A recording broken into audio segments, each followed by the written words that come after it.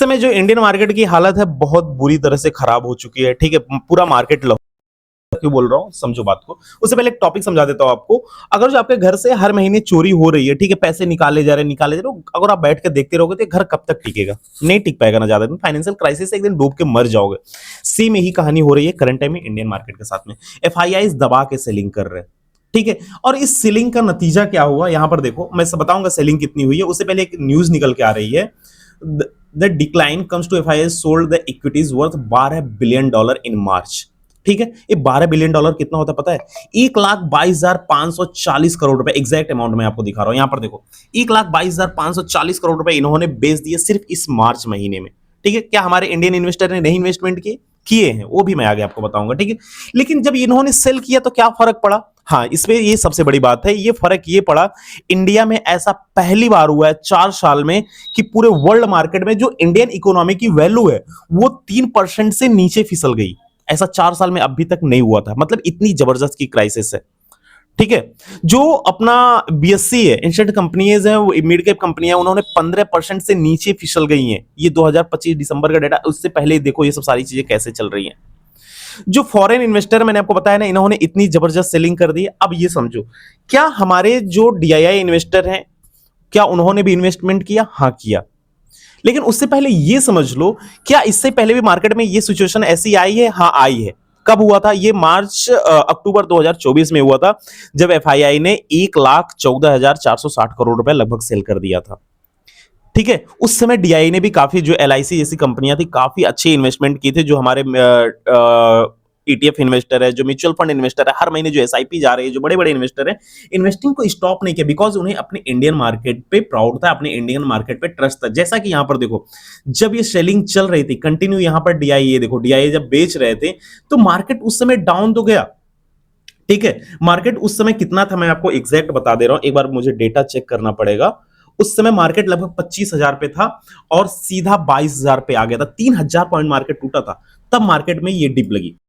Market में एक rally आई अच्छी खासी, फिर ये युद्ध के कारण ये हो गया। लेकिन करंट टाइम का डाटा जानना ये उससे ज्यादा इंटरेस्टिंग है। ठीक है, समझो इस बात को भैया, कि जब यहां पर ये लोग बेच रहे थे उसी समय जो हमारे इंडियन इन्वेस्टर है, 1,22,000 इन्होंने तो बेच दिया, 1,22,000 करोड़। लेकिन जो इंडियन इन्वेस्टर है इस समय 1,42,000 करोड़, लगभग 42 का 43 बोल लो इसको, 960 करोड़, 1,43,000 करोड़ इन्होंने इन्वेस्टमेंट कर दी। लेकिन मार्केट क्यों नहीं रुका? आपके मन में यह भी सवाल होगा कि भैया जब इतनी अच्छी बाइंग चली रही थी, डीआई जब बाइंग कर रहे हैं, तो ये सेलिंग क्यों नहीं रुक रही है? ये बताओ मुझे। भैया देखो, जब मार्केट में सेलिंग कंटिन्यू चल रही थी, इतनी जबरदस्त ये फॉल थी ना, मार्केट अपने आप को सर्वाइव नहीं कर पाया, इसलिए ये फॉल आ गया। कोई चीज होती है देखो, ब्रेक लगाओगे धीरे धीरे ना, गाड़ी बहुत स्पीड में, ब्रेक लगाना पॉसिबल नहीं होता। तो सेलिंग जो एफआईआई जो फॉरेंसिक इन्वेस्टर, फॉरेन इन्वेस्टर, बहुत तेज से सेलिंग कर रहे थे, इसलिए मार्केट में ब्रेक नहीं लग पाया।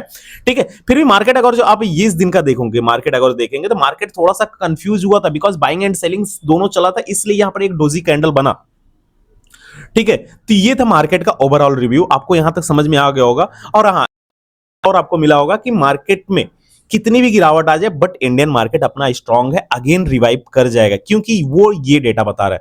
जब ये 6% का क्राइसिस हुआ था, मार्केट कितने 1 2 3 4 5 6 महीने मार्केट अगेन रिकवर कर गया।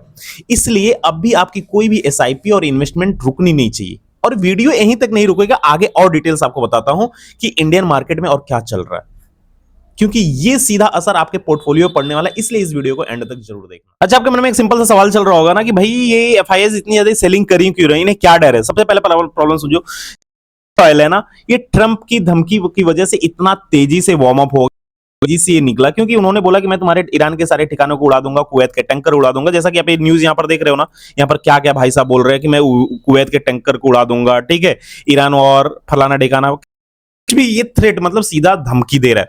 इसकी वजह से इस बिहेवियर को बर्दाश्त नहीं कर पाया। दूसरा जो सबसे बड़ा प्रॉब्लम निकल है, जो इंडियन ऑयल इंपोर्टर है, सबसे बड़ी प्रॉब्लम है कि इंडिया 85% ज्यादा क्रूड ऑयल इंपोर्ट ही करता है। यहां पर तो कुछ होता ही नहीं, आपको भी पता है ये चीजें। ठीक है, एफआईआई हमेशा सेफ ढूंढते हैं, उन्हें यूएस बॉन्ड, गोल्ड, इन सब सारी चीजों पे ट्रस्ट रहता है। उन्हें पता है कि जो सबसे सेफ जोन है वो हमेशा अपने पैसे को सेफ जोन में ही लेके रखते हैं, ना कि किसी डेंजरस जोन में। ठीक है, और दूसरा एक सबसे बड़ा प्रॉब्लम जो निकल के आ रहा है, ठीक है, यहां पर जो इंडियन रुपीज है वो कंटिन्यू वीक होता जा रहा है। अभी आप यहां पर देखेंगे ये 95 रुपए तक ट्रेड कर रहा था, 94 रुपए पे। कल थोड़ी सी इंडियन रुपीज में ऐसा लगा कि भाई थोड़ी सी मजबूती देखने को मिल रही है, लेकिन अचानक फिर वो जंप देखने को मिला और वापस मार्केट 95 रुपए को भी टच कर गया। ठीक है, तो ये कहीं ना कहीं बता रहा है मार्केट में एक डर का माहौल है, इसकी वजह से एफआईआईज अपने पैसे को निकाल के भाग रहे हैं। ये रीजन आपको समझ में आ गया। लेकिन अब आपको डिसीजन लेना है, क्या आपको भी अपने पैसे को एफआईआईज की तरह लेके भागना है या शांत इंडियन मार्केट में ट्रस्ट करके बैठना है। ये ट्रस्ट कैसे बिल्ड होगा अभी आगे आपको समझ में आ जाएगा। अब दोनों बात का फर्क समझ लो। जब 2024 में हुआ था मार्केट उस समय 6% 6.5% नीचे गिरा हुआ था, मार्केट 6 से 12 महीने में रिकवर कर गया। अगेन को इससे पहले कोविड का डेटा है आपके पास, वो भी मार्केट उस समय भी 6 से 12 महीने में रिकवर कर गया था। तो क्या आपको क्या लगता है कि अभी करंट टाइम पे जब एफआईआईज इतनी ज्यादा सेलिंग कर रहे हैं उसके बावजूद भी इंडियन मार्केट इतनी जबरदस्त बाइंग कर रहा है, ठीक है, वो भी आपको ये डेटा बता कि भैया यहां पर 1,22,000 तुम बेच रहे हो, 1,42 हम खरीद रहे हैं, ठीक है, तो उनसे कमजोर हम है ही नहीं। तो ये सब सारी चीजें न्यूज निकल के आ रहे थे, हम इस कंक्लूजन पे पहुंच पा रहे हैं कि इंडियन मार्केट की जो इकोनॉमी है काफी स्ट्रांग है, यहां हमें कोई भी पैनिक सेलिंग नहीं करना है, ठीक है। तो इस पूरा जो मैं अभी तक बताया, तो मेरी पूरी बातों का निचोड़ ये है ना कि हम डरे हुए नहीं है। जो हमारे डीआई डोमेस्टिक इन्वेस्टर हैं, जो हमारे रिटेल इन्वेस्टर हैं, दबा के इन्वेस्टमेंट कर रहे हैं, बिकॉज इंडियन इकोनॉमी इस समय 21वीं सदी की सबसे उभरती हुई मार्केट है, ठीक है। आपको पता नहीं यार, पूरी दुनिया यहां पर माल बेचने आ रही है।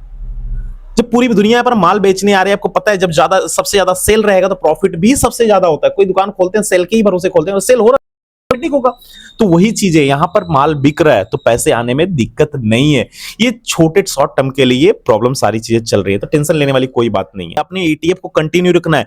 इस समय डिप में जितना ज्यादा बाई कर सकते हो करो, रिसर्च करो, नई चीजें समझ में आ रही है कमेंट करो, मैं आपको गाइड करूंगा कैसे इन्वेस्टमेंट करना चाहिए ईटीएफ में, ठीक है। तो यहां तक आपको चीजें समझ में आ रही होंगी। अच्छा, आपके मन में एक सवाल चल ही रहा होगा ना कि भाई ये एफआईआई जो कंटिन्यू सेलिंग कर रही है, अगर जो नहीं रुके तो सेलिंग करते रहे तो क्या होगा हमारे इंडियन स्टॉक मार्केट का, ठीक है, सवाल जायज है। दूसरा, ये क्रूड ऑयल अगर $150 के ऊपर चला गया, जैसा कि बहुत सारे लोग बोल रहे हैं कि ये तो $150 के ऊपर जाएगा, क्योंकि अभी एक वीडियो आने वाली है शाम को या कल तक देखना, और सारी चीजें डिटेल से मैंने बताया कि ट्रम्प साहब ने ऐसा क्या कह दिया कि मार्केट का उल्टा रिएक्शन होने वाला है, इससे भी ज्यादा वो वर्स्ट सिचुएशन आ सकता है। जो निफ्टी अभी करंट टाइम पे आप देख रहे हैं कि 22,000 पे ट्रेड कर रही है, 20,000 तक भी आ सकता है। कोविड जैसी सिचुएशन अगेन आ सकती है, उससे भी बुरा हाल आ सकता है। लेकिन आपको एफआईआईज की तरफ भगना नहीं है, आपको होल्ड करना है। जिस तरह से आपको अभी मैंने एक डेटा दिखाया कि यहां पर डीआईज ने कंटिन्यू उनसे भी ज्यादा बाइंग की, उन्होंने सेल किया तो उसका 1.5 गुना इन्होंने खरीदा भी। मतलब हमें अपने इंडियन मार्केट पे ट्रस्ट बना के रखना है। जब जब इंडियन मार्केट के साथ कुछ हुआ, चाहे हर्षद मेहता स्कैम हुआ है, ठीक है, 2008 का लेमन क्राइसिस हुआ है, 92 का वो हुआ है, कोविड का टाइम हुआ है, 2024 का भी रिसेंटली का मैंने डाटा दिखाया 6% मार्केट गिरा हुआ था, लेकिन मार्केट कभी भी एक जगह रुका नहीं है। ये चीज खाली आप समझ लोगे, जिस दिन मार्केट कभी रुका नहीं है। अगर मार्केट यहां डिप लगाया तो वापस एक रैली हाई की भी लगाई है, फिर वापस मार्केट डिप लगा तो वापस मार्केट रैली हाई की भी लगाई है। मार्केट का सिचुएशन बिहेवियर ही है अप एंड डाउन चलना, और इसी तरह से मार्केट चलेगा। तो आपको डरने की जरूरत नहीं है। आप अपने रिस्क के हिसाब से इन्वेस्टमेंट करते रहो, एसआईपी को कंटिन्यू रखो, होल्ड मत करना किसी भी चीजों को अगर मार्केट से पैसे बनाने हैं तो, ठीक है। वीडियो अभी तक की आपको अच्छी लगी हो तो प्लीज इस वीडियो को लाइक कर देना और चैनल को सब्सक्राइब कर देना। पहली बार आए हो तो सब्सक्राइब करके ही जाना, क्योंकि अभी जो कल आने वाली मेरी वीडियो है, ठीक है, ट्रम्प पे इन्होंने क्या क्या बोला और भी इससे ज्यादा इंपॉर्टेंट डेटा के साथ, जो भी मैं बात करूंगा डेटा के साथ बात करूंगा, आपको समझाऊंगा अच्छी तरीके से, ठीक है। क्योंकि ये सब देखो, डॉलर वगैरह तो डॉलर स्ट्रांग होते जा रहा है, इंडियन रुपीस फिसलती जा रही है, तो हालत कहीं ना कहीं खराब होने वाली है, ठीक है। लेकिन ठीक है, स्टे ट्यून, वीडियो को देखते रहिए, ऐसी इंफॉर्मेशन आपको मिलती रहेगी। मिलते हैं नेक्स्ट वीडियो में।